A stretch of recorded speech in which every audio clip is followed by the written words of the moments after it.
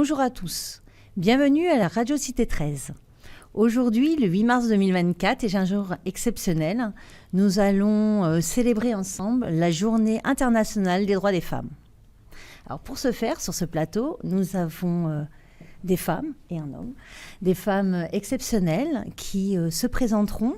On pourra échanger sur leur parcours, sur leurs actions, leurs combats. Dans un premier temps, je vous propose de vous présenter, de faire un tour de table. Et puis, notre spécialiste, le président de l'association ADAF, qui accompagne les associations en difficulté, nous fera un petit historique, on va dire, sur l'évolution des droits des femmes en France. Je vais vous demander de vous présenter. Alors, je m'appelle Marie. Mon combat ici, c'est le cancer, puisque ma vie, ça a commencé à 16 ans et j'ai eu mon premier cancer, j'en ai eu 3. Donc mes combats, ça a été déjà pour me guérir. Et ensuite, ça a été un livre qui va sortir bientôt, une association de créer, une aide à d'autres associations. Et mon combat maintenant, c'est pour les autres. Voilà. Merci. Alors bonjour à tous et à toutes. Alors moi c'est Alia, je suis conseillère en communication et j'ai une association qui s'appelle Union des familles du monde. Cette association consiste à aider les personnes démunies et malades. Nous récupérons des matériels, tout ce qui est médical, fauteuil roulant, que nous envoyons dans divers pays démunis. Bonjour à toutes et à tous, je suis Déborah Nambodokana et je suis administratrice de production de l'association Déracinée que nous avons créée avec Sharon Tolok qui se présentera après moi. Et nous sommes une association marseillaise et la particularité c'est que nous interpellons et nous parlons d'une façon artistique des déplacements de population. Et le déplacement de population qui nous intéresse aujourd'hui c'est le délogement, voilà, qui est un sujet... c'est une thématique très actuelle. Je passe la parole à Sharon. Bonjour tout le monde, moi c'est Sharon Tulloch. Je suis artiste, auteur. J'ai écrit un livre qui s'appelle La Voyage accidentel, édité par les éditions communes, soutenu par la Fondation Abbé Pierre, qui raconte mon délogement à partir du 6 mars 2019 et pendant 1523 jours.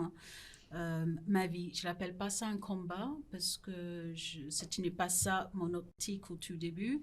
C'était juste pour échanger, partager, informer et répondre à des questions, je trouve assez fondamentaux. Qu'est-ce que c'est le chez-soi à un moment donné? Est-ce que c'est juste un droit? Est-ce que c'est d'être bien là où on se trouve, d'être bien dans la société? Ça touche à plein d'autres sujets. Et donc voilà, ça c'est moi et on a avec Déborah, mon bras droit, ma sister, nous avons créé Déraciné pour raconter les récits des personnes déplacées. Aujourd'hui c'est le logement, sujet phare. Marseille, très fragile. Un sujet d'actualité. Alors, Céline Écart, je suis élue à la mairie du 13-14 avec Marion Bareil.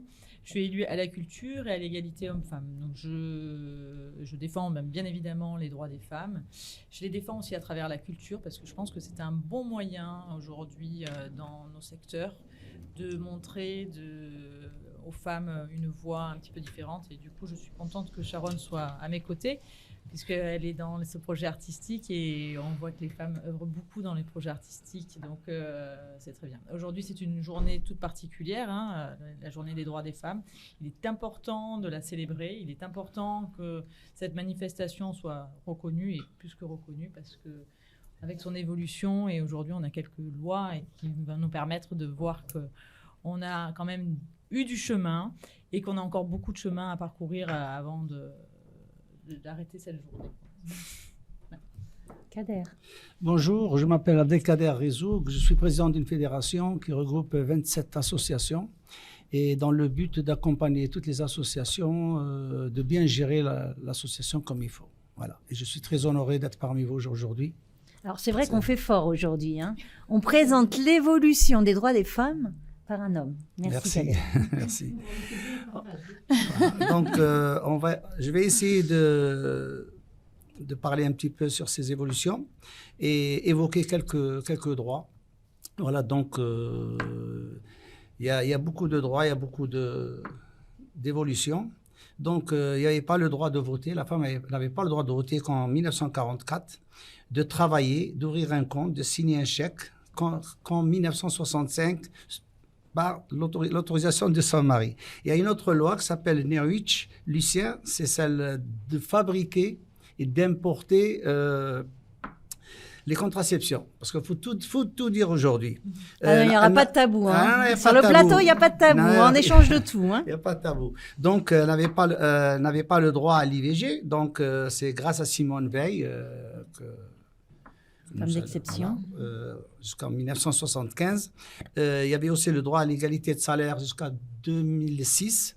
Je ne pense pas que ce soit réglé maintenant.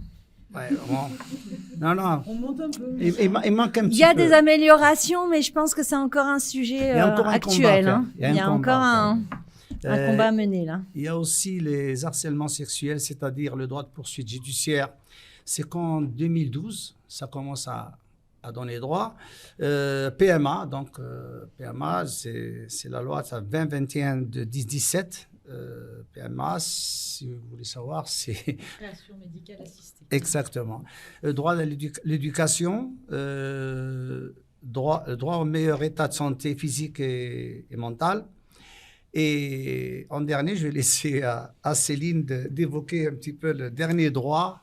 Alors, en effet, le dernier droit, c'est de 2013, c'est l'abolition et l'abrogation en fait de la loi qui interdisait aux femmes de porter le pantalon. Donc on se dit 2013, c'est après les années c'est aberrant. 2000, on se dit juste que c'est aberrant. Donc on a toujours, les femmes ont porté le pantalon depuis surtout, on va dire, peut-être les années 65.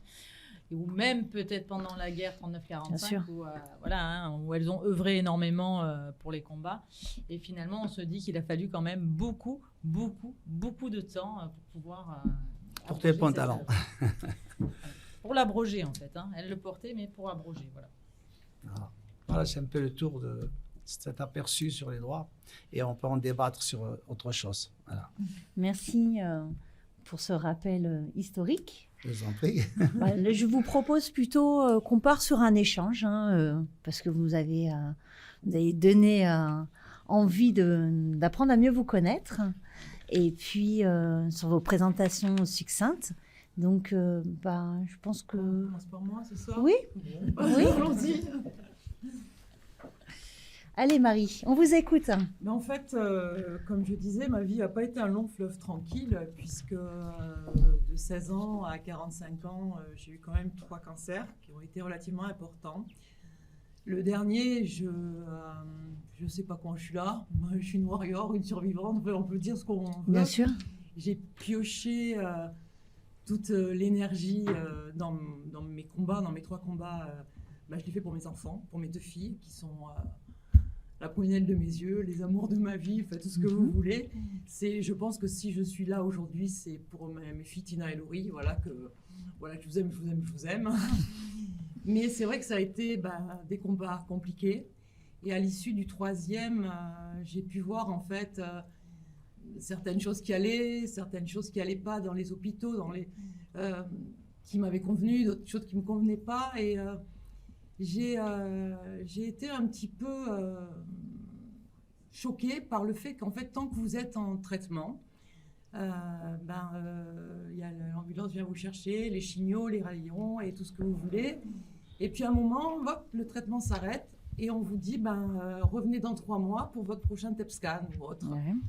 Et pendant ces 3 mois, il ne se passe rien. Il ne se passe rien. Tout à fait. Et donc, c'est à ce moment-là qu'un petit peu dans sa tête, parce que pendant les traitements, on est pris dans un mouvement, et là, d'un coup, ça vous pète un peu au visage, et ça peut vous descendre un peu en enfer, parce que l'angoisse, l'isolement social, l'isolement, la fatigue, enfin, il y a énormément de choses qui rentrent en ligne de compte pour dire que c'est vraiment ces 3 mois entre l'arrêt du traitement et la prise en compte ensuite, où on va vous dire, vous êtes en rémission ou vous n'êtes pas, elle est quand même assez compliquée. Et donc, j'ai... Et comment on se raccroche à la vie, là? Comment je me suis raccrochée?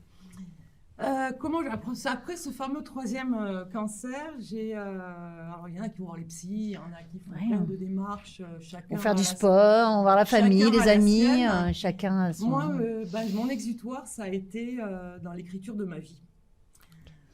j'ai commencé à écrire et ça m'a fait un bien fou. J'ai vidé beaucoup de choses, avec beaucoup d'humour aussi. Bon, je sais pas, ceux qui liront, puisque je signe mon contrat avec les éditions Baudelaire le 15 mars. Oh, c'est voilà. une bonne nouvelle, ça. Félicitations. Donc voilà. C'est des rires et des pleurs, comme les vies de tout le monde. Mais c'est vrai qu'à ce moment-là, c'est vrai que cette écriture m'a fait énormément de bien. Et vous l'avez écrit, pardon, excusez-moi de vous interrompre, Non, vous l'avez écrit en pensant qu'on allait vous lire? Ou vous Absolument l'avez pas. écrit pour vous? Je l'ai écrit pour moi et pour mes filles, pour laisser un témoignage. En fait. D'accord, Voilà, ok. Au départ, je l'ai fait pour mes enfants. Ok. Et pour Très bien. moi, voilà, j'ai vidé. En plus, j'ai C'était un exutoire pour vous. écrit comme je parle. Ok. Voilà, c'est Un donc, style d'écriture qui doit être agréable à lire. normalement, je pourrais peut-être revenir dans 3 mois. Je vous présenterai mon Avec livre. plaisir, Normalement, il sera sorti, voilà. Avec plaisir, avec grand plaisir. Et donc, et en même temps, j'ai voulu créer une association pour justement pallier. Alors, il y avait un tas d'associations, ça bien sûr, sur l'aide. Mais pour moi, c'était ces fameux 3 mois qui me perturbaient. Et je voulais vraiment aider les gens sur ces 3 mois-là. Alors, c'est vrai que quand j'ai lancé mon association personnelle dans le Tarn, j'ai eu la Dépêche du Midi qui m'a beaucoup aidée. J'ai eu des articles dans Maxi, j'ai eu pas mal d'aide de par la presse. Et c'est vrai que du coup, j'ai pas eu trop de difficultés d'avoir du monde, etc., qui me sollicite. Et puis, donc, pendant quelques années, alors, je n'ai pas fait que du coup du l'aide de ces fameux 3 mois, de l'aide pour ces, j'ai fait de... C'est un programme que vous avez pensé sur ces 3 mois d'accompagnement? Oui, voilà, en fait, mon histoire personnelle m'a permis de voir quelques failles et voilà, quelques... Il nous a permis d'améliorer peut-être. Disons qu'il m'a permis de prendre en compte certaines femmes ou certains hommes, puisque voilà, je ne voulais pas faire le traitement d'un seul cancer. Pour moi, un cancer, c'est un cancer. C'est un cancer, on n'a pas besoin de... Voilà. Donc j'ai Ouais, eu des femmes, j'ai eu des hommes, j'ai fait de la fin de vie, j'ai fait beaucoup de suivi de famille, d'enfants, de malades, de conjoints, parce que c'est très compliqué aussi. Quand on est le conjoint, on se sent complètement démuni devant le cancer de son être aimé, en fait. Donc j'ai fait un peu tout, voilà. Et puis j'ai quitté Castres parce que la vie a fait que j'ai eu 50 vies dans ma vie. Je suis venue m'installer donc à Marseille pour le travail. Et j'ai pas eu spécialement envie. Alors pendant un an, j'ai besoin de me reconstruire parce que j'ai vécu des choses pas terribles. Et quand j'ai été reconstruite, cette hargne de me battre pour les autres est revenue rapidement. Je n'ai pas souhaité refaire seule la création d'une association ici. Par contre, j'ai œuvré donc avec Michel Vincentelli dans l'association de l'IPC, Une lueur d'espoir. Et puis j'ai rencontré il y a quelque temps Muriel Aurigné, qui est la présidente de l'association Phare 13. Et en fait, on avait un peu les mêmes retours sur les combats de la vie. Après le cancer, il faut se battre, il faut rebondir, etc. Et c'est vrai que je me suis retrouvée dans son association par rapport à cette fameuse idée de faut rien lâcher. Voilà. Donc vous êtes bénévole au sein de cette association? Tout à fait, voilà. Alors moi je m'occupe, parce que cette association ne fait pas que les malades du cancer. Très On bien. est là plutôt sur les accidents de la vie. D'accord, Donc c'est ça peut important être de... une dépression, un burn-out, un cancer. Mhm. En fait, on prend les gens qui ont eu des problématiques à un moment dans sa vie, qui se sont repliés sur eux-mêmes. Et on est là donc pour les accompagner à sortir. On a une bonne vingtaine de praticiens qui vont aider dans des domaines classiques comme complètement atypiques sur se redonner confiance en soi, les vêtements, le maquillage, la coiffure, Ouais. en fait des choses pour... Il faut absolument qu'on se re-aime à nouveau, en fait. Ouais, tout Pour à fait. pouvoir avancer, il faut qu'on se re-aime à nouveau. C'est une reconstruction. C'est une reconstruction, voilà. Donc j'œuvre aussi là, et puis là il y a mon livre qui sort, donc je suis assez occupée, plus le travail. Pouvez-vous nous donner le titre de votre livre? Une vie, 2 enfants, 3 cancers, et aux Elco, que je ne veux pas oublier, puisque je dois ma vie à... Je crois que mon dernier cancer, si je suis en vie, c'est grâce à un cheval. C'est un peu atypique, je sais, mais je voudrais, de là-haut, je sais qu'il Ça rend est dommage. encore là pour moi, lui rendre hommage à ce fameux Ozelko, parce que je suis en vie grâce à lui. Voilà. Merci pour cette Voilà. belle présentation. Bonjour, c'est très émouvant de Oui. vous écouter et tout. Hein. Merci. C'est pas évident de reprendre la parole après vous parce que c'est suis c'est la l'émotion. simplicité. Non, mais c'est l'émotion qui, vous voyez, de vous entendre et tout, c'est pas évident. Merci. Alors, moi, comme je l'ai dit, je suis Madame Alia Kroussa, conseillère en communication et présidente de l'association Union des familles du monde. Cette association consiste à aider les personnes démunies. Bon, nous faisons des maraudes, comme je pense la plupart de toutes les associations.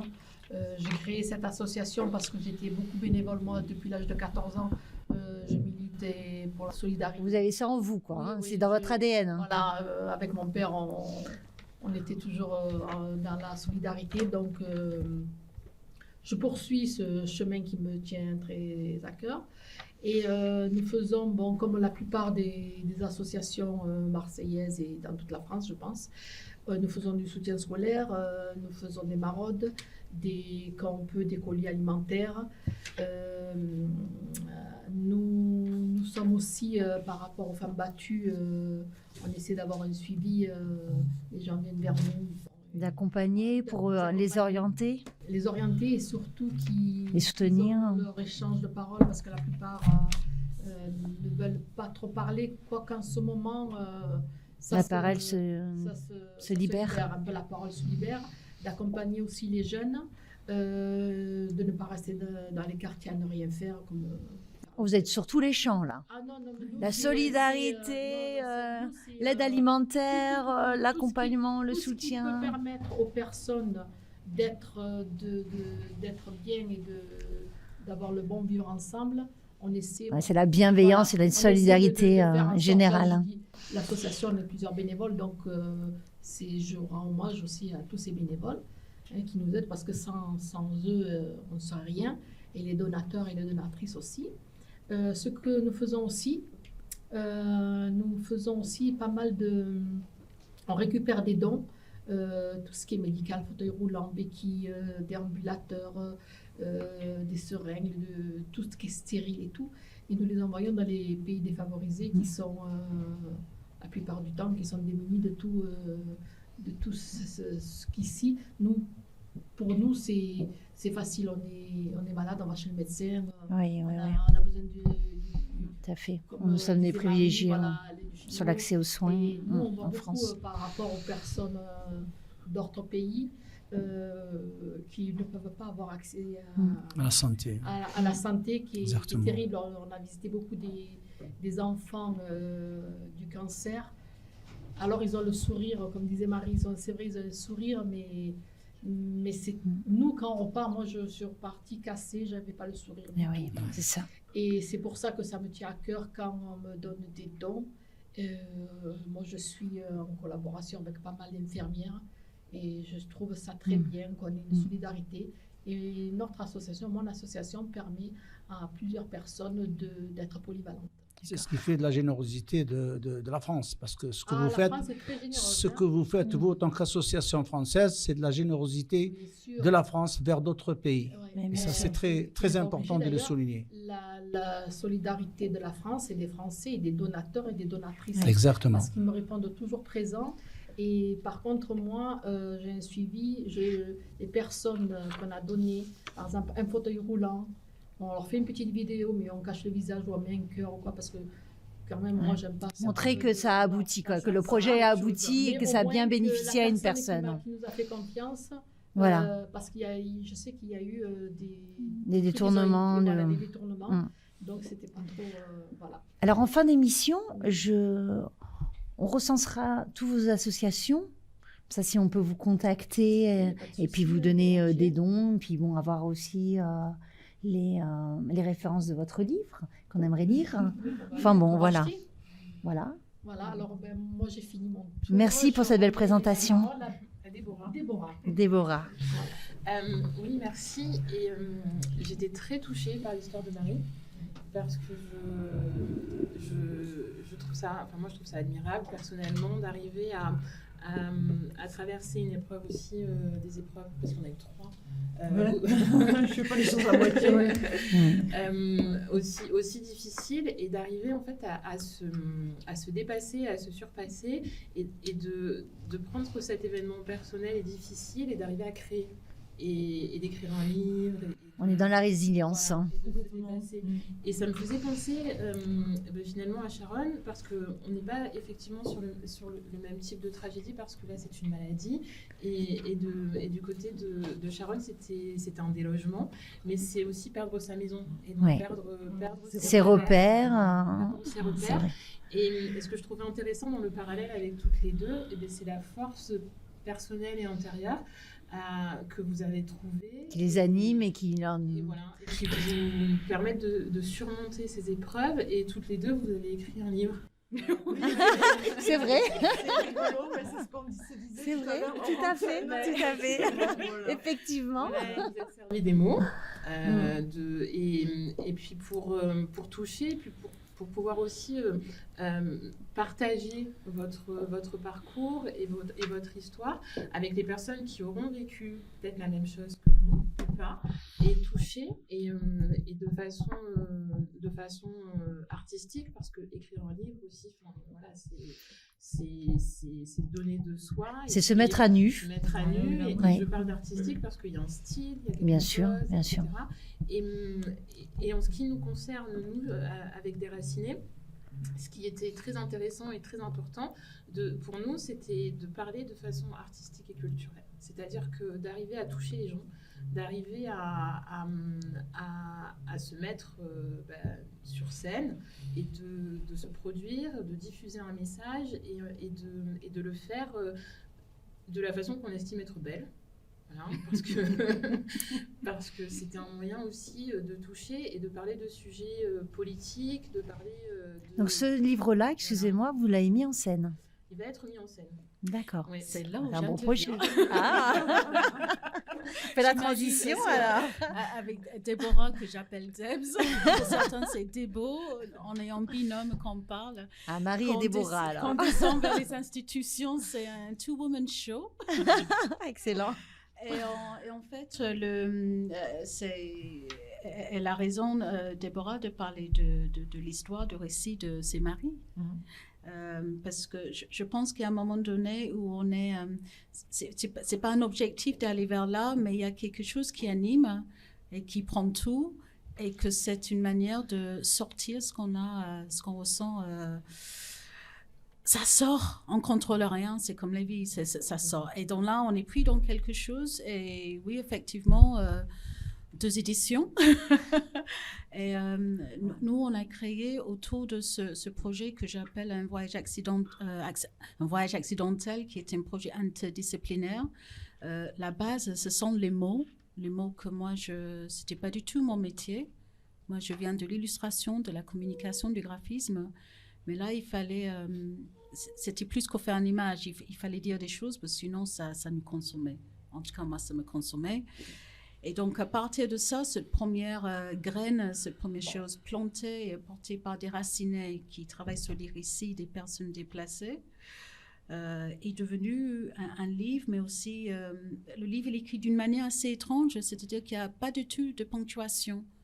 Ah, C'est pas commun. déponctué, donc c'est un peu comme de la poésie en même temps, et qui fait... parfois, on peut se perdre dans ce texte, j'imagine bien, mais ça fait revenir à des choses. Et en fait, c'est une espèce de combat, entre guillemets, qui parfois prend une notion de répétition même. C'est tellement... Ça part là, parce qu'il faut parler du sentimental aussi, qu'on est dans quelque chose comme ça. Et du coup, je ne sais plus ce que je voulais dire exactement. Alors, si on reprend... Alors, c'est un livre où on parle de votre parcours, et il y a des récits d'autres personnes qui ont vécu aussi ce déracinement. Oui, il y a d'autres personnes, ma famille de personnes rencontrées à l'hôtel, que j'appelle la famille des déracinés. D'accord. Donc, il y a beaucoup d'enregistrements que j'ai fait. Et ensuite, j'ai écrit un texte sur leur parcours, comment ils sont arrivés là, comment ça a affecté leur vie, et ensuite, comment ils sont sortis. Parce que quelques-uns, je l'ai vu peut-être 1 ou 2 ans après. D'accord. Donc, il y a un récit qui... Je ne voulais pas que ça parle que de moi, parce que je trouve ça un petit peu... Mais ça va, c'est bon. Hein.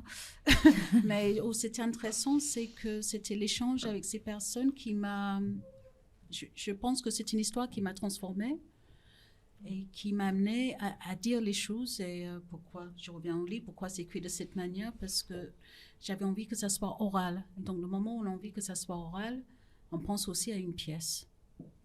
Et donc, la pièce qui s'appelle Travelings, pour l'instant, elle est librement adaptée du livre, mais ça parle de plein d'autres choses. Quand on commence à ces sujets, il y a une espèce de, comment dire, une constellation de choses qui se connectent. Et je pense que je me perds là, j'ai trop à dire. J'ai envie de vous poser une question. Vas-y. Vous en êtes où actuellement? Alors, le livre qui est sorti, Vous, non, vous. Moi? Le livre, mais vous. moi, où j'en suis, Oui, aujourd'hui, moi, où j'en suis dans ma vie, c'est que j'ai un nouveau 3. déjà. Ouais, déjà ça, donc ça c'est important. Très important. J'ai aussi une grande envie, à l'âge que j'ai aujourd'hui, de... je n'ai pas 50, j'ai plus. On dirait pas. Hein. On en a vu Moi, des j'ai enfants. une terrible envie de continuer ce genre de travail, d'ouvrir à d'autres publics, toujours travailler avec des récits, travailler avec des sujets que je pense que nous touchent en tant que communauté, en tant que... Les aussi sujets dans de société. Oui, vraiment. Donc, sur les femmes, sur la violence contre les femmes. Donc, je pense que nous toutes, quelque part, on aura une petite histoire à raconter là-dessus, non? Oui. Sûrement. Et j'ai aussi envie de parler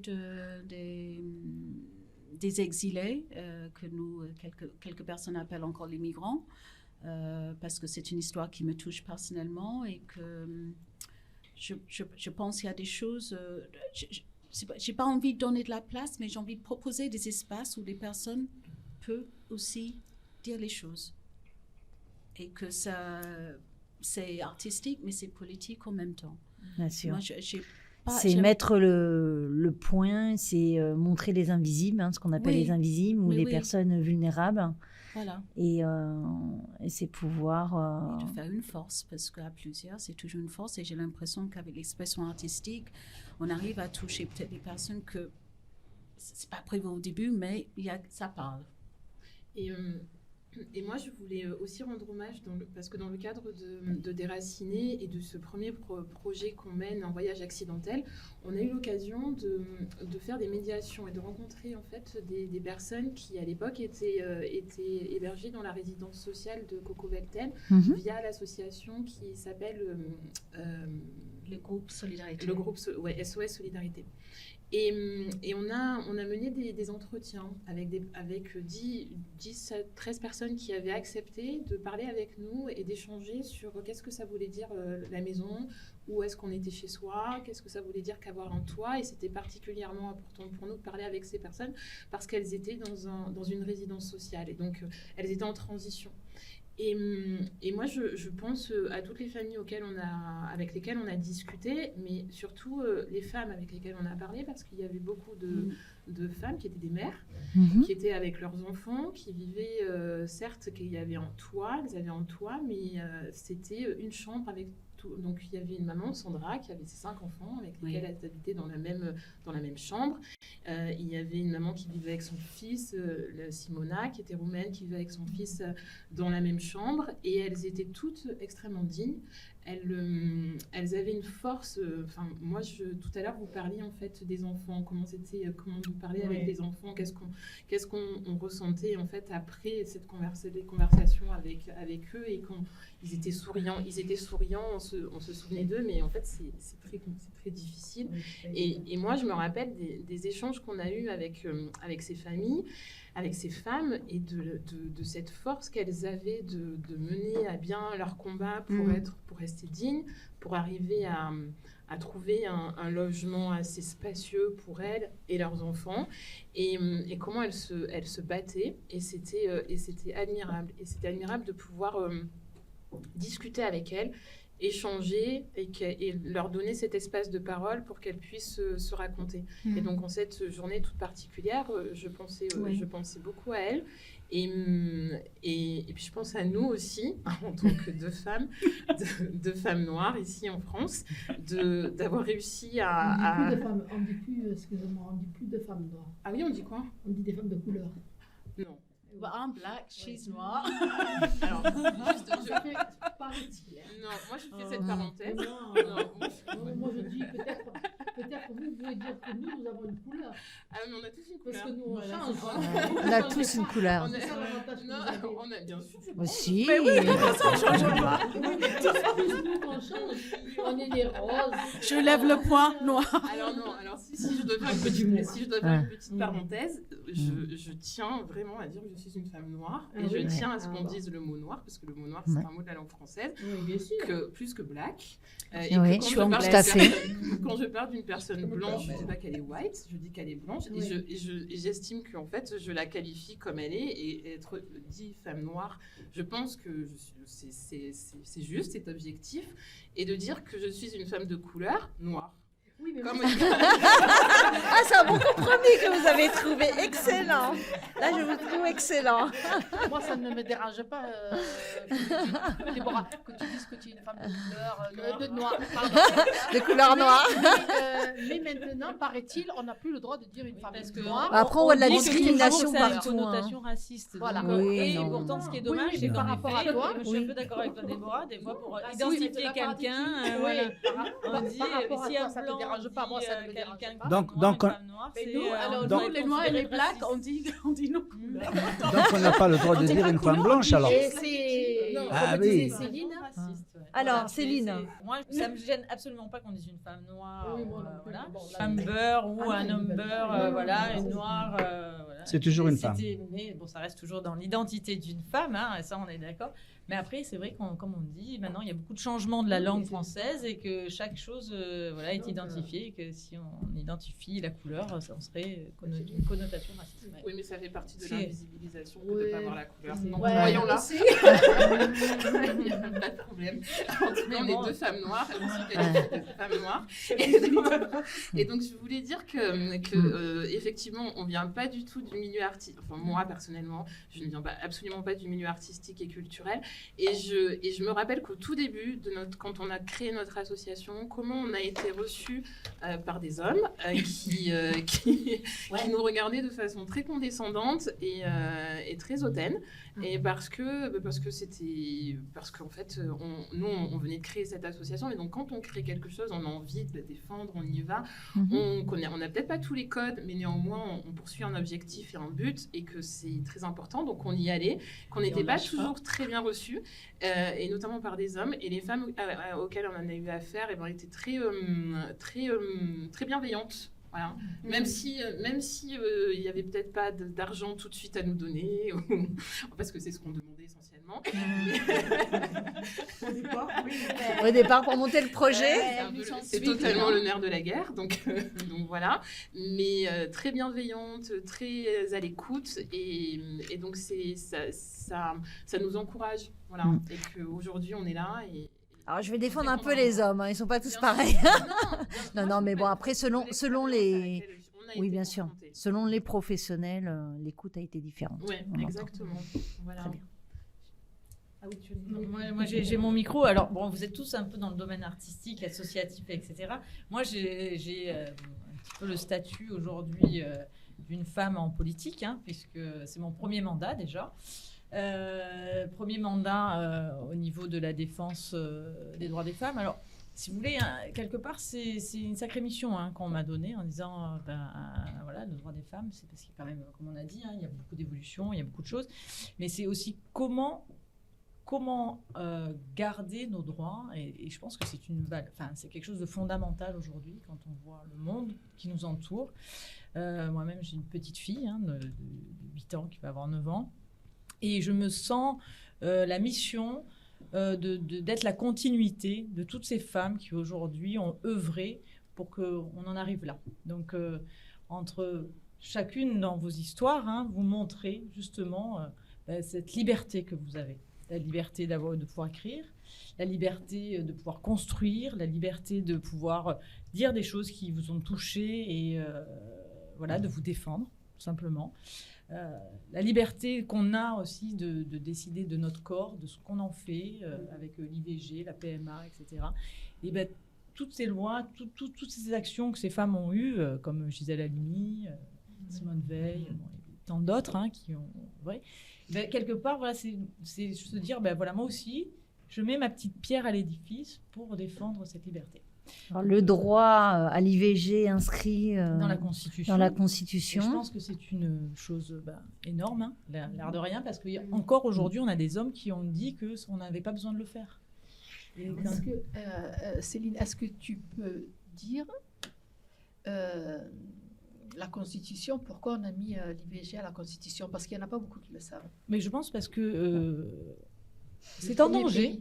Le premier pays, parce que je pense qu'aujourd'hui, le droit à l'avortement est en danger, clairement, quand on voit les États-Unis, quand on voit... Qui sont revenus sur ce droit. Certains... Le retour en arrière, un petit peu aussi.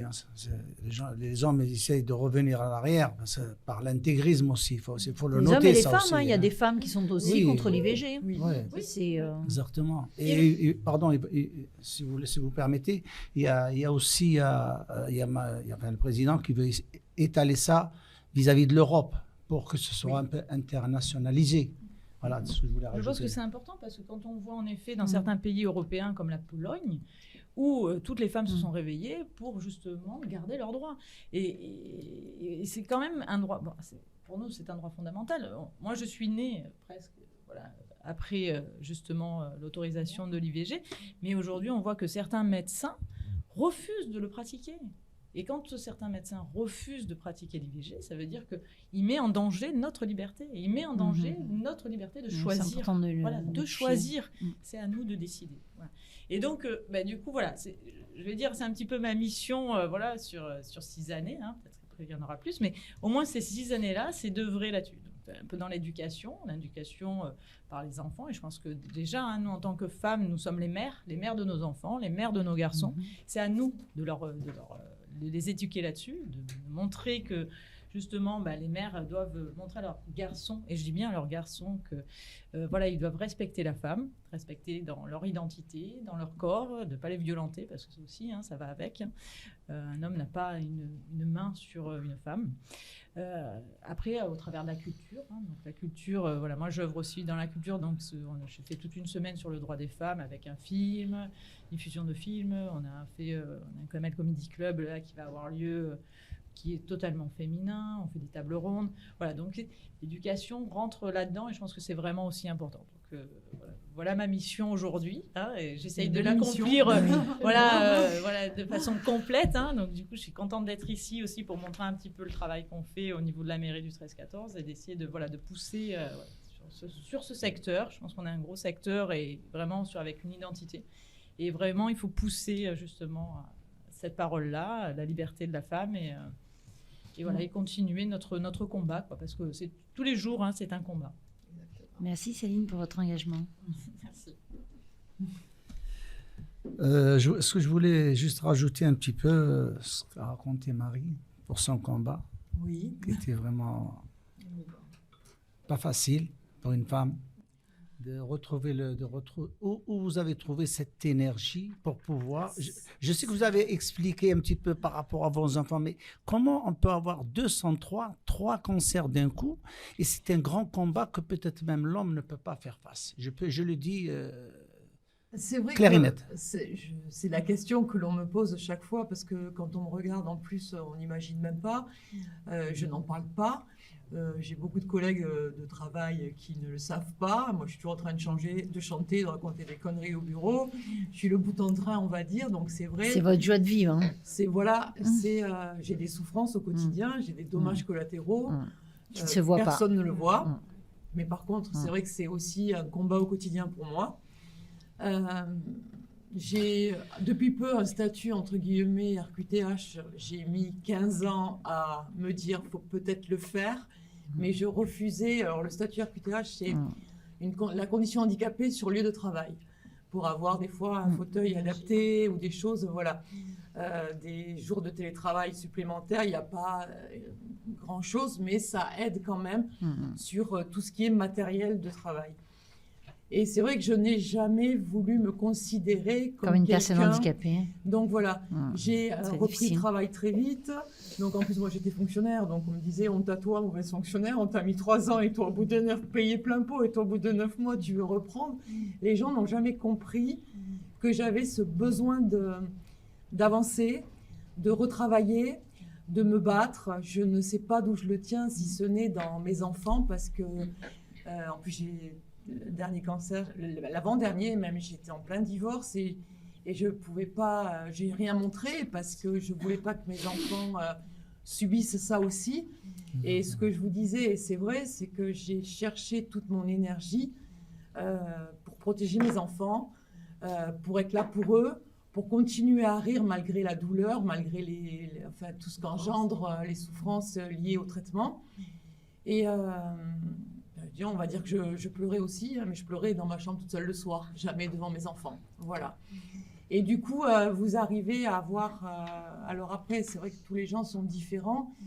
J'ai vu énormément de malades du cancer, donc du coup, par rapport aux visites que je faisais, il y en a, vous vous dites, comment il va faire pour s'en sortir. Il y en a qui vont trouver cette rage de s'en sortir, il y en a qui vont s'effondrer. On n'est pas égaux devant la maladie. C'est vrai. C'est compliqué. Pourquoi moi, je me pose de temps en temps la question, je ne sais pas comment j'ai fait pour m'en sortir. Surtout que j'ai eu 2 cancers un peu compliqués, où mon professeur me disait, vous êtes une emmerdeuse, vous avez toujours des trucs que les autres n'ont pas. Donc, mais beaucoup de courage. Oui, Beaucoup de courage. Oui, voilà, mais après, et c'est pour ça qu'en fait, je ne sais pas, mais je me suis dit quelque part, bon, la vie... moi, je suis quelqu'un de très simple. J'aime la nature, la mer, les chevaux. Voilà, j'aime me ressourcer. J'ai des besoins, mais alors d'une simplicité. Mais j'ai ressenti ce besoin. En fait, j'ai l'impression que la vie que j'ai eue avec mes 3 cancers, ben, quelque part, ça m'a été donné pour aider l'autre. Je ne sais pas comment expliquer. Voilà, j'ai eu ça pour aller, pour me dépasser et pour aller aider les autres. Et votre courage encourage les autres aussi, parce que votre expérience peut donner le courage à d'autres personnes qui en ont moins et qui n'ont pas le courage. Voilà, c'est mon but, voilà. C'est mon but, c'est justement de parler, d'aider l'autre. Mon expérience de vie, là maintenant, c'est vrai que mon livre, à l'époque, je l'imprimais, j'avais un ami qui me l'imprimait, on le boudinait, enfin, je le donnais artisanalement. Voilà, maintenant j'ai la chance qu'avec les éditions Baudelaire, il est de meilleure tête. Voilà. Mais c'est vrai que je le donnais déjà aux gens parce que c'est un peu un hymne à la vie. Alors je me suis mise vraiment, alors on parlait de mise à nu, je me suis vraiment mise à nu parce que c'est mon histoire du début à la fin. Mais c'est vrai que ce livre... Peut-être je veux raconter une anecdote d'une dame parce que j'ai trouvé ça, c'était très émouvant parce que d'aider les autres, ça nous apporte beaucoup. On apporte aux autres, mais eux nous apportent énormément. Et c'est une histoire qui m'a émue. Donc j'ai une dame qui me téléphone de Belgique il y a quelques années pour un cancer du sein. Je l'ai suivie donc que par téléphone, je ne l'ai jamais vue en vrai, mais bon voilà, quand elle avait un coup de blues, j'ai été là pour la booster. Donc, je l'avais régulièrement au téléphone pour l'aider à surmonter ça. Puis, elle a eu l'ablation des seins. Et le problème, quand son cancer a été guéri, c'est la reconstruction. C'est quelqu'un qui, comme beaucoup, alors on parlait des hommes, je ne veux pas faire, mais beaucoup se fuient. Moi, j'ai eu 3 cancers de séparation. Ils ont moins de courage alors. Ils ont un peu moins, voilà, ils fuient comme si ils pensent que c'est contagieux. C'est ce que je disais tout à l'heure. C'est ce que je disais tout à l'heure. Exactement. Soutenir sa femme pendant un cancer, je pense que c'est ce qui est compliqué des fois chez les hommes. Oui, voilà, dans la maladie. Quoi. Ouais, on se prétend qu'on est fort alors que les femmes sont plus fortes que nous. Alors. Si je comprends bien dans ce plateau. Elles accouchent. C'est un minoritaire. Du coup, son mari était parti et elle se retrouvait. Bon, elle ne voulait pas se refaire opérer, se faire reconstruire parce qu'une opération pour elle, c'était compliqué à gérer. Donc, je l'ai pendant presque un an, je l'ai boostée. J'ai continué donc à beaucoup parler avec elle. Et puis, j'ai réussi. Donc, elle s'est fait reconstruire les seins. Et puis après, bon, tout va bien, j'ai plus de nouvelles. Et puis l'année dernière, je me rappellerai toujours, j'étais sur la plage tranquille ici, et je reçois un coup de fil de cette dame. Ça faisait 3 ans que j'avais plus de nouvelles, parce qu'une fois que les gens après ils ont passé leurs épreuves, il n'y a pas tellement de raison.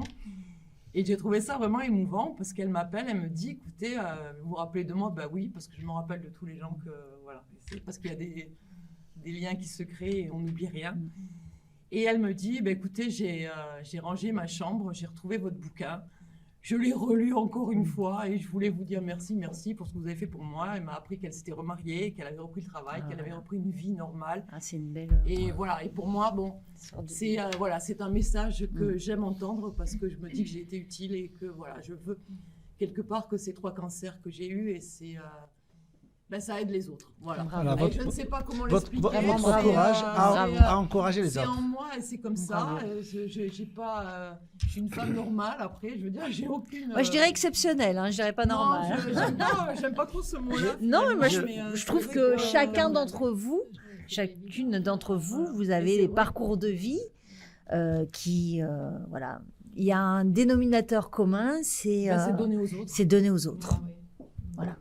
Chose qu'on fait de moins en moins maintenant, parce que quand on regarde la vie d'aujourd'hui, c'est quand même. C'est vrai, on est dans une société de consommation où C'est pour voilà, ça qu'il faut on a relancer l'impression un peu le de. bien vivre ensemble et le fait de retisser des liens, parce que C'est fondamental. Je pense qu'aujourd'hui, on nuit, enfin, la société est malade de ce manque de liens, je pense vraiment.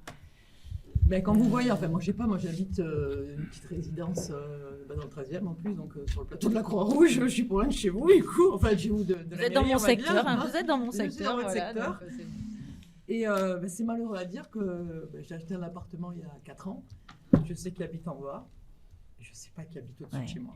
Ouais, Et c'est, l'absence on connaît de plus lamentable. forcément ses voisins. Hein, donc, C'est non mais c'est lamentable quand on réfléchit, c'est lamentable parce que voilà, c'est. Après, les gens n'ont plus le temps comme avant. Oui. on ne prend plus le temps. On ne prend plus On le ne temps. prend plus le temps. Mais Mais qu'ils le prennent ou qu'ils ont pas.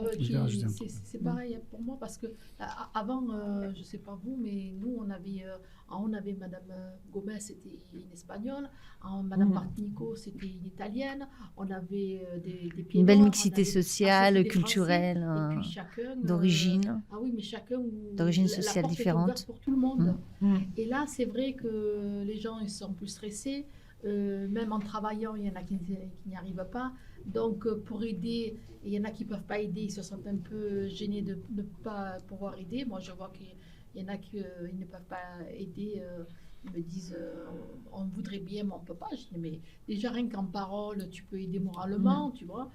C'est pas obligé de donner quelque chose financièrement ou un colis alimentaire, quoi, même en parole, c'est très important ça. Oui, tout à fait.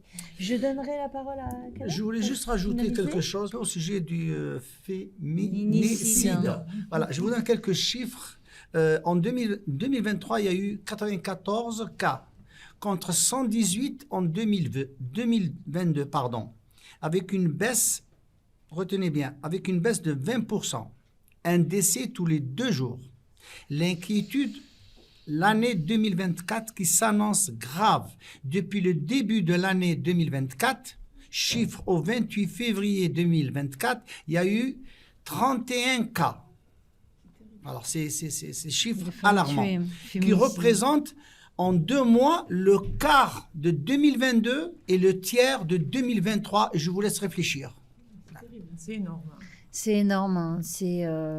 D'ailleurs, la justice se mobilise contre les féminicides, puisque avant, pour qu'il y ait une poursuite ou pour que le conjoint violent soit convoqué, il fallait qu'une plainte soit déposée. Aujourd'hui, c'est plus le cas. Il suffit juste d'une main courante pour qu'il y ait un suivi. Ça veut dire que la femme, elle ne peut pas, si le conjoint lui demande de retirer sa plainte, non. Rien que le fait qu'il y ait une main courante fait qu'il y a un suivi qui est imposé. Même si la femme revient sur son histoire, sur ses dires, parce que c'est ce besoin de protection. Il y a, voilà, c'est... Surtout, je rajoute, si vous permettez, sur ces cas, il n'y a que 7%. C'est pour ça que je salue Alia tout à l'heure, qu'elle disait nous avons un suivi avec les femmes battues. Donc, sur ces cas, il y a 7% qui sont suivis par les associations. Les autres, Même pas des fois les plaintes sont prises en compte, les mains courantes. Et Maintenant, c'est quand même c'est beaucoup plus. Non, il y a encore une. Je trouve que c'est de plus en plus réglementé quand même. On peut s'alarmer de ça. D'abord, les budgets ne sont pas au rendez-vous, clairement. Et quand on voit en Espagne la chute des. Parce qu'il faut s'intéresser aussi à l'Europe et les pays européens autour de nous, justement. Et quand ça se passe bien, justement, on devrait tirer des leçons de ce qui se passe en Europe. En Espagne, ils ont réussi à diminuer les violences faites aux femmes de façon drastique, parce que déjà, ils ont permis en fait aux femmes de rester chez elles et éloigner les hommes de leur. Le dernier cas, vous l'avez vu, le dernier cas, la personne est arrivée au tribunal pour lui régler le compte. Oh, c'est grave, c'est très grave. Mais pour cela, il faut augmenter les budgets pour les droits des femmes, et ça va avec. Donc il faut qu'il y ait vraiment une prise en compte d'État. C'est une réalité, c'est une réalité politique, mais complètement, mais c'est une réalité politique. On peut pas s'en dédouaner. Comme disait Farida, c'est bien qu'elle le souligne, qu'avant on pouvait, même une main courante, les personnes ne pouvaient pas porter plainte ou quoi, c'était classé sans suite. Alors maintenant, il y a le suivi, même si la femme. Parce que les conjoints, des fois. Sachant qu'aussi, il y a les hommes qui sont battus. Oui, ça il ne faut pas l'oublier. Il y a 30% qui sont battus par leurs femmes. Oui, voilà. Donc il faut le souligner. Ils sont tellement minoritaires et il y a peu de femmes qui tuent leurs hommes. Et quand elles tuent leurs hommes, en général, c'est parce qu'ils les battaient. Oui, d'accord. Voilà, c'est vrai que quand on voit quand même ces chiffres-là, pas forcément. Il y a des hommes qui sont battus, mais qui disent rien. Oui. Tellement. Ça reste un tabou. Elles ne les tuent pas. Ils ne peuvent pas le dire. Psychologiquement, quand une femme tue un homme, c'est que souvent c'était plutôt lié à une histoire de femme battue. Déborah. Oui, juste parce que c'est important quand même de le souligner, on ne va pas non plus minoriser l'importance en fait de parler de ce que subissent les femmes, parce que malheureusement il y a quelques hommes, et statistiquement je pense que c'est incomparable, qui subissent des violences de la part de leur compagne. Voilà. Donc effectivement il y en a, mais ce sont surtout les femmes qui subissent des violences, ce sont surtout les femmes qui quittent le domicile conjugal, et c'est encore anormal de savoir qu'on doit quitter son domicile conjugal alors même qu'on subit des violences chez soi. Et donc elles sont souvent aussi confrontées au fait que des fois elles sont obligées de quitter le domicile en laissant leurs enfants. Voilà.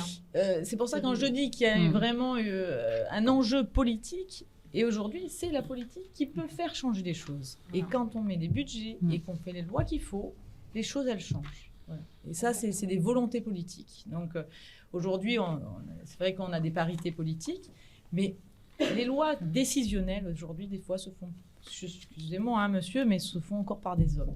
Et il est important que certaines décisions soient prises par des femmes, et c'est des sujets majeurs. Il faut bien se dire qu'aujourd'hui, les femmes représentent presque 52% de la population mondiale. Donc, à un moment donné, c'est à nous aussi peut-être de dire, et comme je dis, les combats sont continuels, et vraiment, les décisions politiques sont majeures. Donc, juste une dernière chose.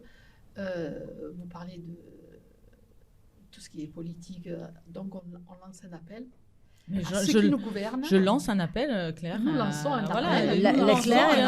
L'appel lancé. À ceux qui nous gouvernent, à Monsieur le Président de la République, à Monsieur Emmanuel Macron et toute la classe populaire, de pouvoir résoudre un peu ce problème. En fait, il faut augmenter les budgets. Des budgets qui doivent être alloués. En donnant plus de budget, nous pouvons résoudre ces problèmes. Voilà.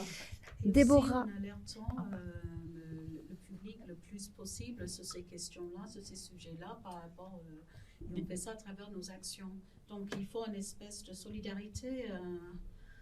Mais la solidarité est liée, la solidarité. Ce qui est important aussi de dire, c'est quand même que les hommes doivent être féministes.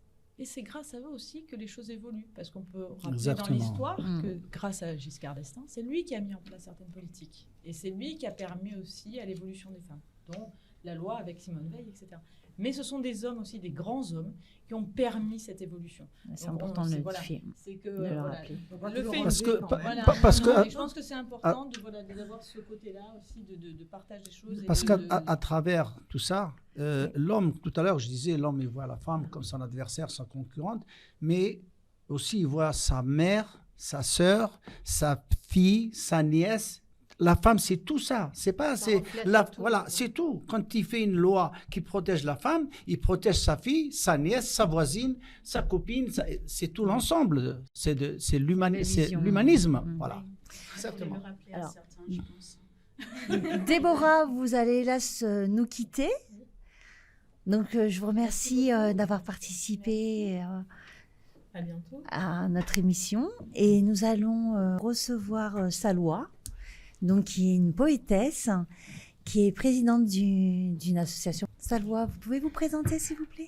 Bonjour à toutes et à tous.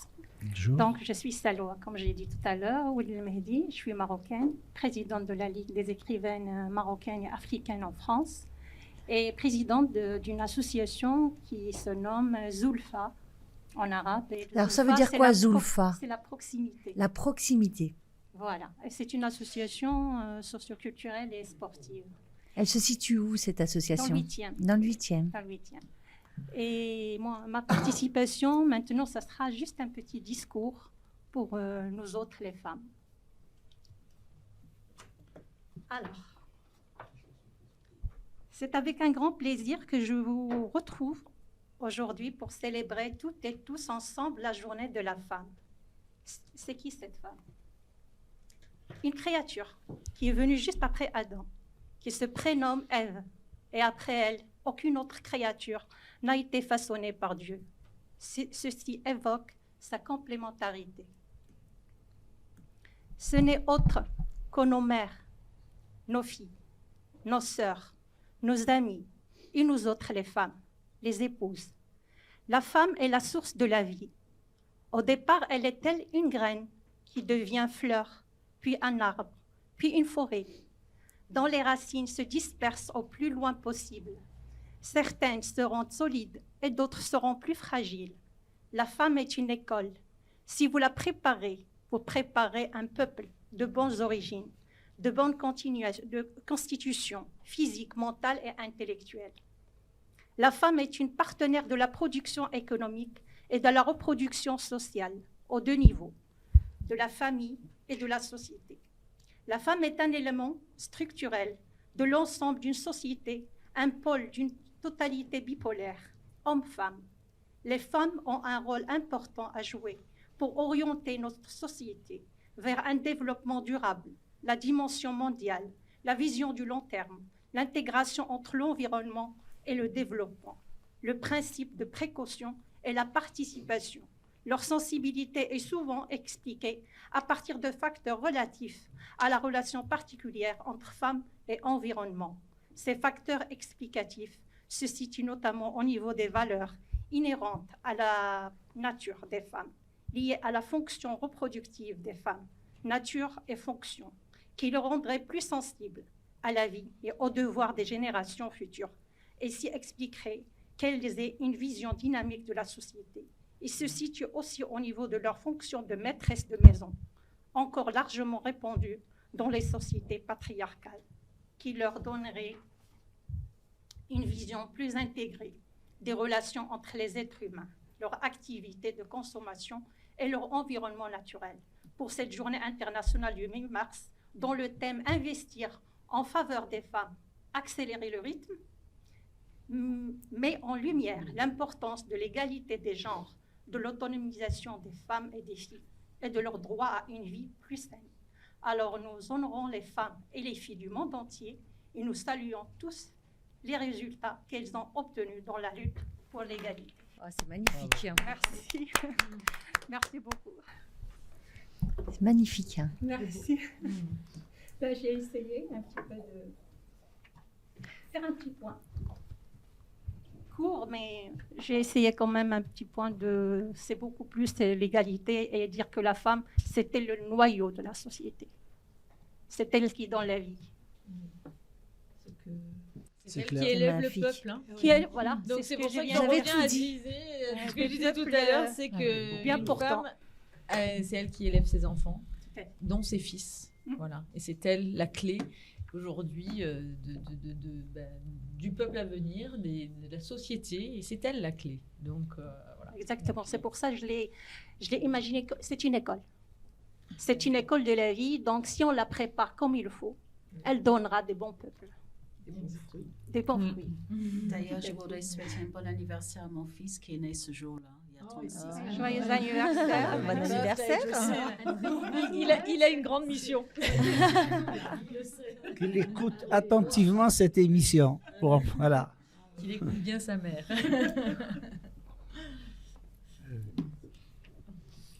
On a quelque chose à rajouter. Je pense que vous avez bien conclu. Bah, je crois que c'est la Je conclusion. pense que vous avez fait une... Oui, c'est vous une- laisse, c'est une conclusion. moi, je voudrais rendre hommage à toutes les femmes, à toutes les sœurs, les filles, à ma maman. Et j'espère qu'avec la journée du 8 mars, on pourra encore faire de belles choses, évoluer et un peu plus que le 8 mars. Marie. Moi, je dirais qu'il n'y a pas que le 8 mars. Hein. Il faut que ça soit les Exactement. 365 jours de l'année. Voilà. Après, c'est vrai que la femme, aujourd'hui, elle a un rôle important. Elle travaille, elle élève les enfants, il faut qu'elle soit belle, il faut que ceci, il faut que cela. Enfin, c'est compliqué d'être une femme aujourd'hui, je dirais, parce qu'on lui demande beaucoup. Et que les hommes, j'ai eu l'impression des fois que eux, ça va, quoi. Ils perdent leurs cheveux, c'est pas grave. Ils ont les tempes grisonnantes, c'est pas grave. Nous, tous les signes, on va dire, de vieillesse, on vous dit, va chez le coiffeur, t'as les racines. Mais les ils ne, hommes, ils ne perdront jamais comment dirais-je, la voix de la maman. Il reste un homme, quel que soit, il restera toujours un enfant. Ce que je voulais dire, parce que j'arrive pas à le dire, parce que, je comprends, oui. voilà. Mais c'est vrai que, hormis pour finir sur une note d'humour, hormis le côté que la femme travaille, etc., moi, ce qui me fait assez rire, parce que bon, j'ai quand même, je vais avoir 59 ans dans quelques jours, et on n'a pas les mêmes retombées. Un homme qui a les tempes grisonnantes, on va le dire, ça lui donne du charme, à 59 ans, il a un peu de bedaine, mais c'est pas grave. Nous, il faut toujours qu'on soit parfaite, sinon ça va pas. Marie, Mais peut-être que la personne, vous dites ça, mais peut-être que la personne ne le voit pas comme ça. Hein. Non, la personne ne le voit pas comme ça, mais c'est ce qu'on dit en Il y a général entre l'homme et la beaucoup femme. d'hommes qui sont Je suis tout à fait complexés. d'accord. Hein. La femme, si elle a des cheveux blancs, on va lui dire... Oui, mais il y a beaucoup d'hommes qui sont complexés. Hein. Aujourd'hui, il y a de plus en plus d'hommes qui prennent soin beaucoup Ah de non, leur mais ça, corps. c'est clair. Voilà. Ça, c'est clair. Ils se font des teintures, etc. Donc, ils Non, rejoignent un petit peu. Il faut savoir vivre son âge. Hein. Non, mais voilà. Un dernier mot. Juste, je pense qu'on est quelque part autour de cette table girl power. Donc, voilà. C'est ça. On continue et voilà, continuons sur nos droits. Et voilà, je pense que c'est pour moi la chose essentielle. Je crois qu'on aura toutes des filles, des fils. Et que, voilà, pour moi, c'est le plus important, c'est qu'on garde nos libertés. Et moi, je dédie cette journée à toutes celles qui sont venues avant nous, à nous, et toutes celles qui vont nous suivre. Magnifique. Let's continue. Donc, je vous tenais à vous remercier de votre participation, de vos témoignages. Je vous ai trouvé, vos témoignages étaient prégnants. Voilà, vous vous êtes mis à nu, vous êtes l'avenir.